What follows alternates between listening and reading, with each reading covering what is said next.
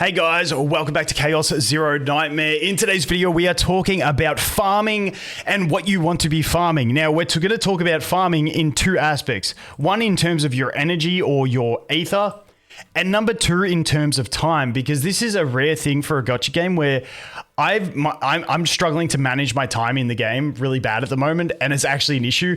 But I will leave timestamps so you guys can jump around different places in this one. Just note, with especially when we look at the farming using your stamina, energy, ether, whatever you want to call it, it's based on early game. Because in something like Star Rail, where this game seems to have copied a lot of those systems, it did end up being like certain level brackets had more optimal places to farm based on what the drops were as you got higher. But until we get higher, we can't actually know that for sure. So take it with a grain of salt. If we do get updated information, I will update you guys later as well. But for this one, I want to go through the basics of what you want to be farming. Now, like I said, I did mention time, and that's the first thing I want to talk about because it's also a question I see a lot.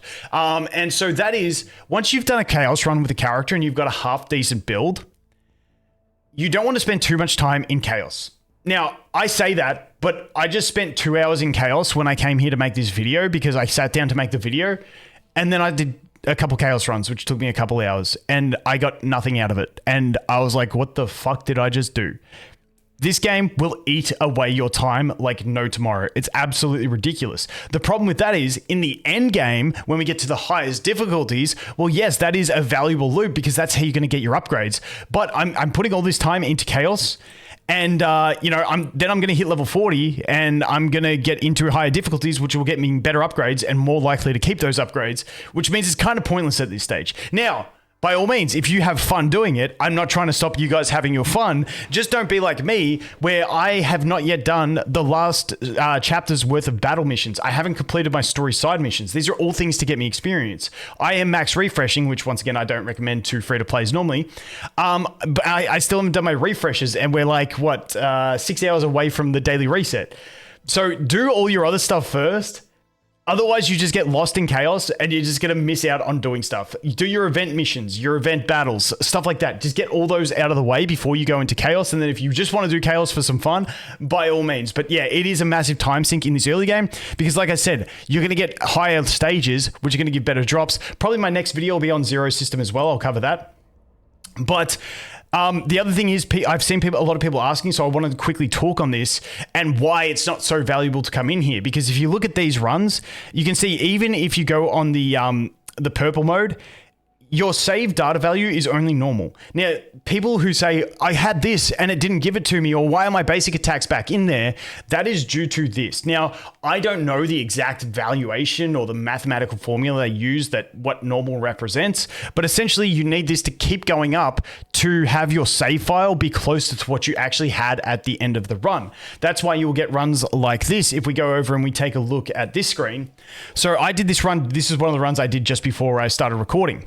You can see these source of waters, which were 2 APs, huge. I actually duplicated it on the final boss as well and had 3 of this bad boy. And this was an amazing loadout. Once it saved into this. You can see one of my sources of water kept the Divine Epiphany. The other one lost the Divine part, so it lost the extra AP. And I lost the third one. And I lost the Divine Epiphany on one of these other pieces as well. The Epiphanization didn't go too well for me. And then I also got 2 basics back into my deck. So that's what happens. And a lot of people ask me that question, so I wanted to cover it in a video. So if we come back over here, it is that save data value. Now, we don't know what max save data value is going to get to. You can see this is high. So I don't know what the exact values are unless it's data mineable and someone can get that. But just note, that is why it's not really worth spending your time mindlessly going into chaos to get upgrades. If you just enjoy it and it's fun, which I completely get because I'm right there with you, then by all means. But once again, just make sure you're getting done your other stuff and you're not just wasting all your time in chaos when you could be doing stuff to actually progress your account. So that is the one talking about time. Hopefully that makes sense to you guys, why you are not getting the save files that you had. It's just because you need to get up in difficulties and that's just going to take time. And so obviously spending a bunch of time in chaos right now when you're going to get better runs later, that also give you more epiphanies, better gear and stuff like that. It's not the optimal place to be spending your time. So now that we've spoken about time, let's go ahead and talk about, yes, as I mentioned, I came in to make this video. I thought it was 2 hours ago. Apparently it was 3 hours ago, the strangers told me. Anyway, let's keep going here. Your Aether. Where do we want to be spending that? Now, just keep in mind, like I said, with Honko Star Rail, there did end up being like little brackets where it was like, this is a little bit more optimal, but it's not the end of the world. So I'm just going to go in general and tell you guys what I'm doing, and you guys can follow along, and I'll give some hypotheticals on if you're a different type of player than me as well. But in general, what I am doing at the moment is I am working on the levels and limit breaks. Now, when I say the levels, I am never farming experience for characters or experience for partners. Now, maybe that does come up to be an issue in the future, like it did in Star Rail when we played that. But at the moment, the general missions and stuff like that give you so much of that stuff that I don't see the value in farming that at all when it's not actually needed on my account. So I'm not farming any character experience or partner experience. What I am farming is promotion materials. So promotion materials to get my main 6 units to my current level cap. If I've got them to my level cap and I've farmed everything else I need to do, then I will start pre-farming for their next level cap. But I don't think I'm going to get there by the time I hit 40. I think I'm just going to get everything done because I'll show you guys everything that I am looking to farm. So that is what I'm currently doing. I'm trying to get my Magna up. Now, as you can see, I've actually built 7 units. That's because I did some testing, and now I've settled that I'm going to do Ray and Magna on a team with Rin, Magna, and Ray, and then I'm going to have my Hugo, Tressa, and Mika. Now, I know Magna is not the best combo for Rin and Ray. I would rather have Mika, but I want Mika in both teams, and I really am lacking sustain in the other team, so that's why I am building up my Magna, just for anyone wondering what I'm doing there. But the reason I'm building up 6 units at the moment is because if we come over into the simulation, and we jump over to the basin of hyperspace, you need 2 teams here. Now, this is another thing where you don't have to sink a bunch of time into, kind of like chaos runs, but these are fun, and that's why I'm building 2 teams, because you need 2 teams for this kind of stuff. Just think Memory of Chaos and Star Rail, they've kind of copied those core systems. So that is that one over there. Now, that explains why I'm doing it. So the things I'm farming is character breakthrough materials, partner breakthrough materials, and then the next one is going to be potential materials. Now, like I said, the order I am doing it as well is going through the character. Now, I did do a little bit of potentials earlier on just to unlock up to this one, but I'm not like farming to like max these bad boys out yet, because I'm doing characters to level 40, and also the character breakthroughs. Then the partner breakthroughs is the next one that I'm going to. You can see I've got to get her partner broken through. The problem is she's got a blue one, so I kind of want to wait and not do this guy because it's kind of feels like a waste. And then I'm going to do potentials. Now, just note, when you go to do potentials, I think these are worth unlocking on every character, because even characters that you don't use their basic, you're going to use it at the start of the chaos run until you delete them out of the deck. Just note with these ones, if you've got a character, for instance, like Hugo, who I actually remove all these basic cards, you don't need to worry about upgrading this first. Work on some other things. So you can see here, I don't have any neutral cards in his build, so I'll just leave that. Like, I'm not going to spend those resources right now. If in the end I make a basic attack neutral card build where I get a bunch of neutral cards, well, maybe I will. But right now I'm looking at this one, unique cards. Now, with Hugo, he's a weird case because he doesn't actually use... his bulk of his damage comes from his follow-up, which isn't actually a unique card. But then you come here, you get your critical damage, you get your critical chance. Now, these are bad boys that you will be maxing out all the way to 5 on everyone to get the max benefit out of them. So just keep that in mind. But at the moment, with potential, when you do start farming these, you can sort of skip some of them early on, just to be a bit more efficient with your resources. So that is that one. Now, let's recap. Character breakthroughs, partner breakthroughs, potentials. The next thing I want to talk about is memory fragments. Now, I am not sure when I'm going to start farming memory fragments again, but as soon as I unlocked them, I did a few runs so that I could get my 2 main DPS characters on a set, which was the Order set and the Agony set. And over here, we got her on the Void set and the Agony set. Now, I probably have to go ahead and farm some for Rin because everyone else is just on scrap leftovers that don't even make sense for them.